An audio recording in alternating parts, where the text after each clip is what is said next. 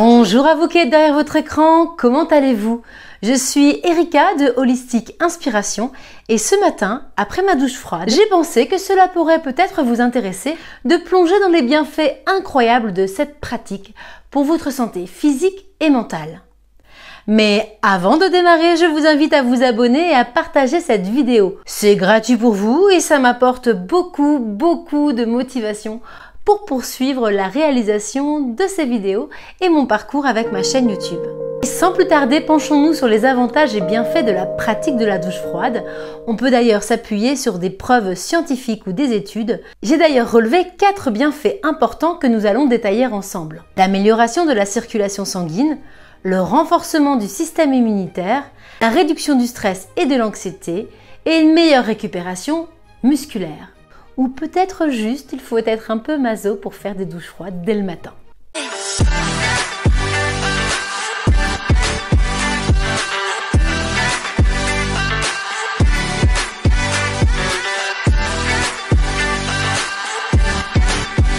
Avant de vous délivrer les effets positifs d'une telle pratique, qui peut en rebooter certains, je me suis quand même demandé d'où ça venait. Eh bah ouais, j'aime bien creuser un peu et de ne pas suivre bêtement une tendance telle qu'elle soit. J'ai ainsi découvert que la douche froide est courante dans de nombreux pays et peut également être associée à certaines pratiques spirituelles. Je vous partage quelques exemples de pays ou cultures où la douche froide est traditionnellement utilisée ou a une signification particulière.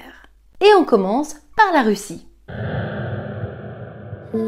On commence donc par la Russie avec la pratique du banya, sauna russe, qui est une tradition ancienne qui implique des bains de vapeur suivis de douches froides ou d'immersion carrément dans l'eau glacée. Ils s'en foutent. Cela est d'ailleurs considéré comme bénéfique pour la santé et la purification. Au Japon, les bains froids sont appelés Miziburo. J'espère que je prononce bien. Ils sont souvent inclus dans les rituels de bain japonais. C'est l'alternance entre bain chaud et bain froid. Cette alternance entre bain chaud et bain froid est censée stimuler la circulation sanguine et renforcer le système immunitaire.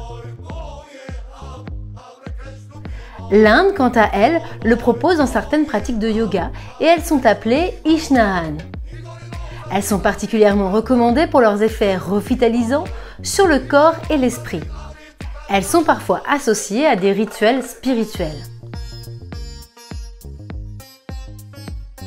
En Corée, les saunas coréens sont appelés Jinjinbang. Je ne suis pas certaine de la prononciation. Les langues étrangères et moi, ça fait 3.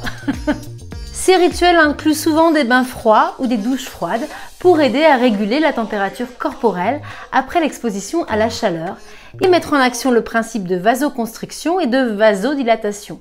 Mais ça, j'y reviendrai plus tard, donc restez là. En médecine traditionnelle chinoise, l'hydrothérapie, y compris les douches froides, sont parfois recommandées pour établir l'équilibre énergétique du corps. Ça me permet d'ouvrir une parenthèse pour vous informer qu'il est toujours sain d'en parler à votre médecin avant de démarrer une telle pratique, afin de s'assurer qu'elle est adaptée à vous et à vos éventuelles pathologies. On finit bien sûr par les pratiques spirituelles. Si vous êtes sur Holistic Inspiration, vous commencez à le savoir, on va toujours dévier un petit peu vers ce pilier de la spiritualité. D'ailleurs, abonne-toi si tu ne l'as pas déjà fait, et puis commente. Tu sais, ça prend 2 secondes, et moi ça me fait très plaisir. Il est important de noter que la motivation derrière la pratique de la douche froide peut varier. Certaines personnes le feront pour des raisons de santé, de bien-être ou par tradition culturelle ou de croyances spirituelles. Par exemple, certaines formes de baptême chrétiens utilisent l'eau froide pour symboliser la purification des péchés.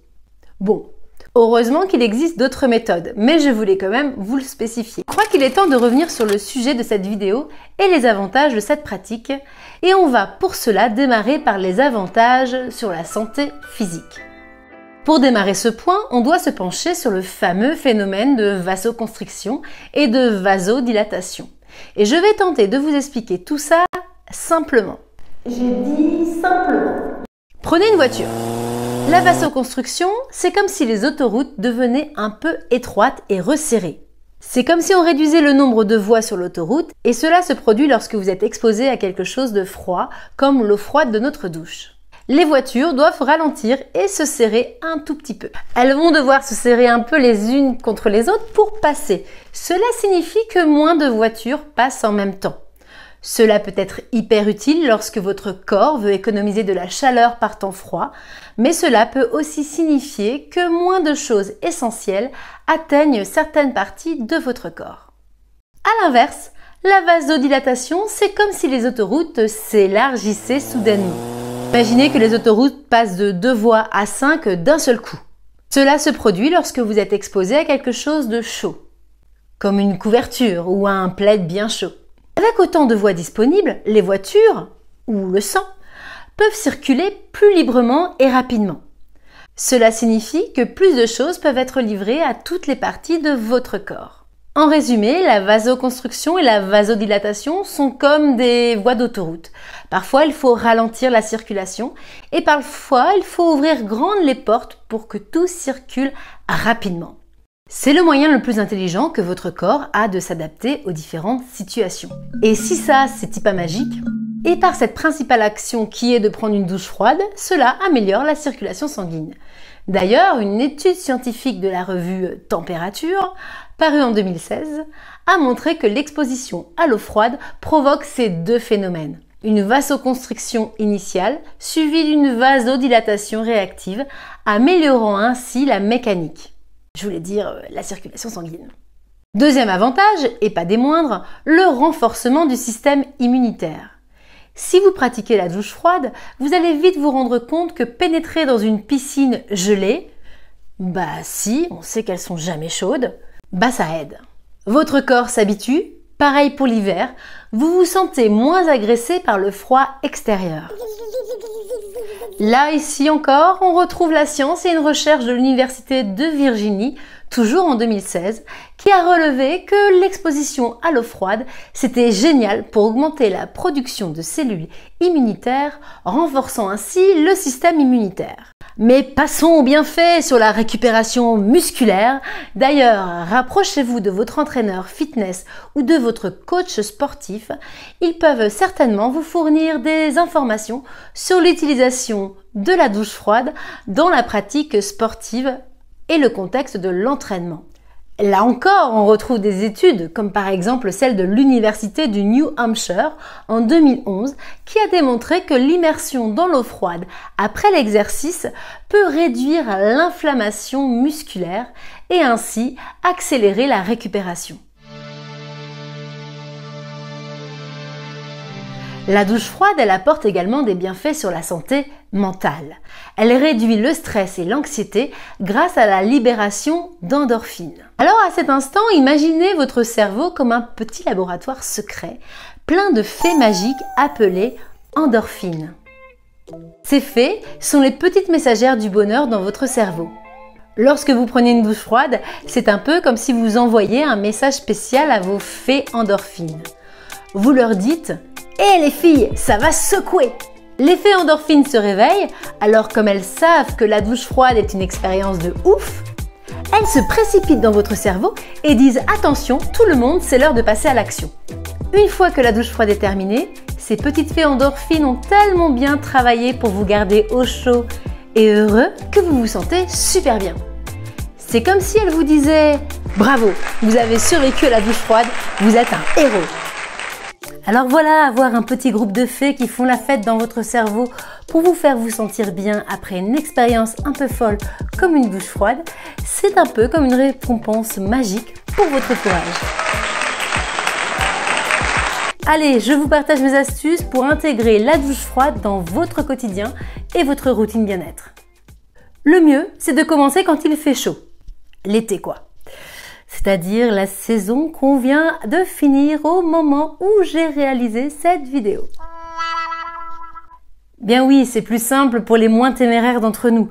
C'est vrai, on y voit l'avantage du rafraîchissement direct, mais rien ne vous empêche, et je sais que vous en êtes capable, de commencer maintenant, en automne ou en hiver. J'ai d'ailleurs commencé moi-même cette pratique en automne l'année dernière. Tout est possible pour vous. Après, en vrai, il y a deux méthodes.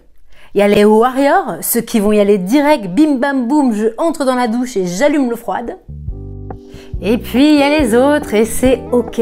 En vrai, tu peux le faire à ton rythme. Et là, si tu commences à te laver à l'eau chaude, puis tu baisses. Tu baisses la température, tu baisses encore, et tu baisses, et tu baisses, et tu baisses. Soit le même jour, soit au fur et à mesure, et c'est ok, on ne te jugera pas. Voilà, c'était mon partage authentique avec vous et croyez bien qu'aujourd'hui, je n'arrive plus à m'en passer de cette douche froide. À tel point que si je ne finis pas à l'eau froide lorsque je ne commence pas par elle, eh bien maintenant je ne me sens pas assez réveillée. Dites-moi en commentaire si ce supplice de l'eau froide est acquis ou bien si vous freinez encore pour vous y mettre. En tout cas, j'ai été ravie de vous voir, je vous ai ressenti présent aujourd'hui dans cette vidéo, alors n'oubliez pas, abonnez-vous pour ne rien rater.